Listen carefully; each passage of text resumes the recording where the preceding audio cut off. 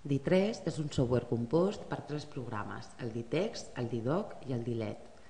El D3 és una eina d'aprenentatge multisensorial. El concepte principal és la lectura a través de l'oïda. D'aquesta forma, les persones dislèctiques tindran menys dificultats a l'hora de llegir, d'escriure o d'estudiar un text. El D-Text és el programa que conté les veus. D-Text està llest per començar. Aquestes les podem trobar en 20 llengües diferents amb una veu masculina i una altra femenina. Es poden modificar en la seva velocitat, l'entonació, la pausa, etc. Pots llegir qualsevol text informàtic, un Word, un PDF, un PowerPoint, un Excel, unes pàgines web, mails, etc. El D-Doc és el programa mitjançant el qual podem escanejar qualsevol tipus de document imprès. D'aquesta manera, els nens poden escanejar els seus llibres de text i estudiar directament des de l'ordinador, escoltant els textos.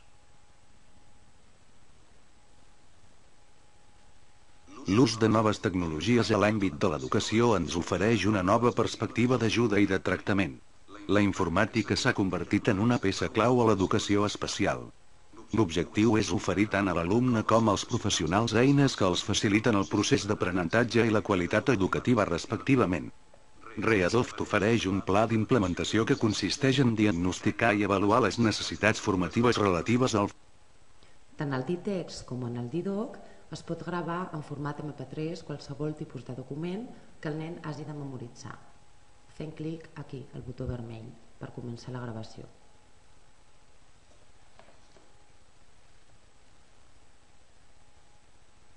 Aquest programa és el D-Let.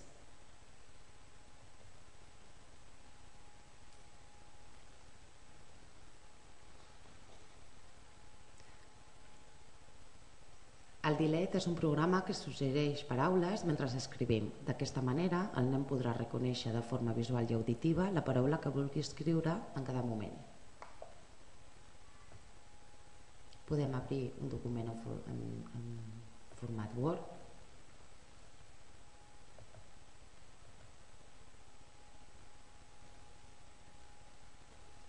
I cadascuna de les lletres que escrivim les estarem escoltant.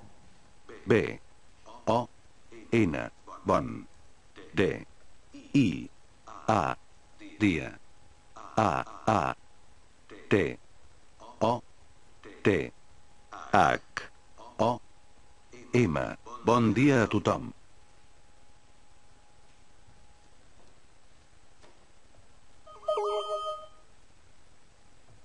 Amb aquest programa, cada nen podrà autocorregir-se a través de l'oïda.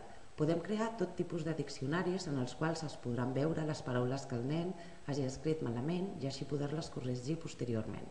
Els beneficis que obtenim en visualitzar-lo són l'augment de la velocitat lectora i de la comprensió, millora de l'ortografia arbitrària i la desorganització a l'escriptura.